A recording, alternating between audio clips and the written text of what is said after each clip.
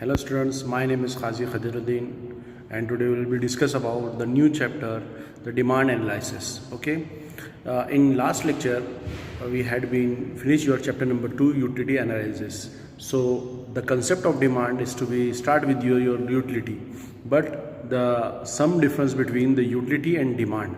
देखिए लास्ट में हमने जो चैप्टर देखा था यूटिलिटी, उसी से बहुत कुछ जो है इसमें यूटिलिटी में और डिमांड में बहुत कुछ जो है तो एक जैसा होता है, लेकिन ये दोनों भी अलग अलग वर्ड हैं।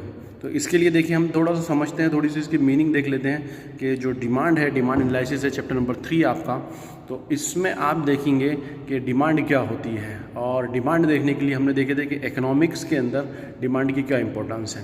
तो देखिए डिमांड की इंपॉर्टेंस ये है कि आप देखते हैं इकोनॉमिक्स में कि आपके पास लिमिटेड रिसोर्सेज होते हैं, उसको कहते हैं आप रिसोर्सेज ऑफ एलोकेशन। तो you have the limited resources, आपके पास रिसोर्सेज और अनलिमिटेड आपकी वांट्स होती है। तो अनलिमिटेड वांट्स के लिए आप लिमिटेड रिसोर्सेज को जो यूटिलाइज़ करते हैं वो 2-3 चीज़ों से यूटिलाइज़ करते हैं। सबसे चीज़ एक होती है प्राइस, और प्राइस को अगर आप देखेंगे तो प्राइस डिपेंड होती है डिमांड और सप्लाई के ऊपर, और डिमांड और सप्लाई बनती है, डिमांड बनती है आपके यूटिलिटीज़ के ऊपर, कि जितनी आप यूटिलिटीज़ करते हैं, डिज़ायर करते हैं, अचीवमेंट करते हैं, उतनी डिमांड बनती है। तो उसी से आपने लास्ट में जो चैप्टर देखे थे यूटिलिटी एनालिसिस, जहाँ पर आप नीड करते हैं, डिज़ायर करते हैं और उस डिज़ायर को अचीव करते हैं, उसको यूटिलिटी कहा जाता है। लेकिन जहाँ पर आप परचेस करते हैं वहाँ से डिज़ायर से स्टार्ट करते हैं। सबसे पहले डिज़ायर आता है, डिज़ायर में आपकी विश होती है कि मैं फला चीज़ जो है, या I want to be a purchase of that one, तो मैं वो परचेज करना चाहता हूँ, तो वो मेरी डिमांड है, या वो मेरी डिज़ायर है। डिज़ायर में और डिमांड में बहुत डिफरेंस होता है। डिज़ायर में और डिमांड में बहुत ज़्यादा डिफरेंस होता है। क्या डिफरेंस होता है? डिज़ायर सिर्फ किसी चीज़ को चाहने का नाम होता है, यानी मुझे ये चाहिए, मुझे वो चाहिए, मुझे वो चाहिए, ये डिज़ायर कहलाती है। और डिमांड कहलाती है और 2 चीज़ों से मिलकर, इसमें और 2 चीज़ें हो जाती है। एक होती है विलिंग टू परचेस। अगर मैं ये जो शर्ट है जो मुझे पसंद आई है, ये मेरे डिज़ायर है, और मैं इसे परचेस करता हूँ,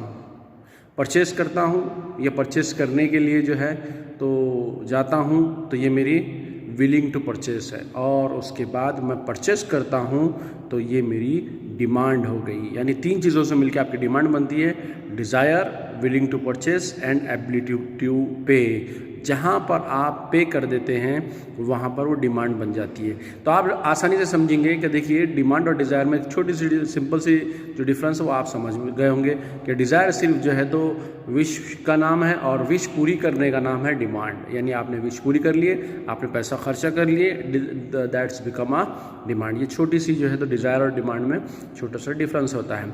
उसी के साथ में डिमांड जो होती है वो किसी चीज़ को फोर्स करने का नाम होती है, कि आप किसी चीज़ को फोर्स करते हैं और उसे परचेस करते हैं। फोर्स करके यानी किसी चीज़ के बार बार फोर्स करना और उसको परचेस करना, और परचेस करने के बाद में आप उस चीज़ की डिमांड को बढ़ा देते हैं या उस चीज़ की डिमांड करते हैं। आपके साथ साथ बहुत सारे एक ही चीज़ के ऊपर डिमांड करते हैं, जो आपने करे तो मार्केट में उसकी डिमांड ज़्यादा हो जाती है।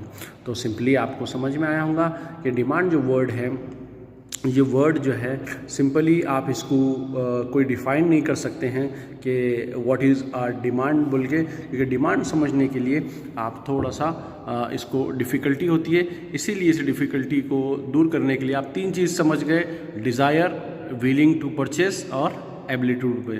मुझे चाहिए और मैं परचेस करने जाता हूँ, और परचेस करने के बाद में मैं परचेस करता हूँ।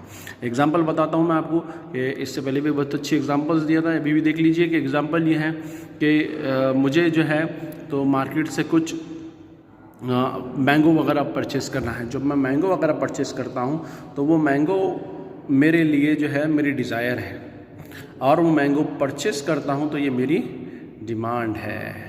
तो जहाँ पर मैं मैंगो परचेस करता हूँ, लेकिन उसके बाद क्या, यूटिलिटीज़ के बाद सेटिस्फेक्शन, ये वो मेरी कोई डिमांड से लेना देना नहीं होता है। आपको अच्छा लग रहा, बुरा लग रहा, ये डिमांड का पार्ट नहीं होता है। तो किसी भी चीज़ की नीड्स को फुलफ़िल करने का नाम और उसको परचेस करने का नाम डिमांड होता है। जैसे मैंने आपको बताया था कि देखिए मेरी नीड है, मुझे जो है तो बॉम्बे जाना है, मुझे नीड है, मुझे जाना है बॉम्बे।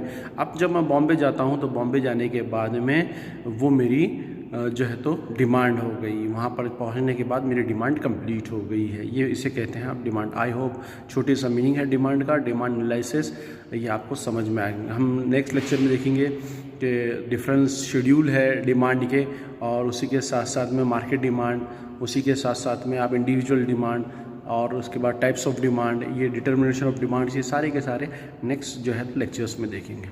Thank you.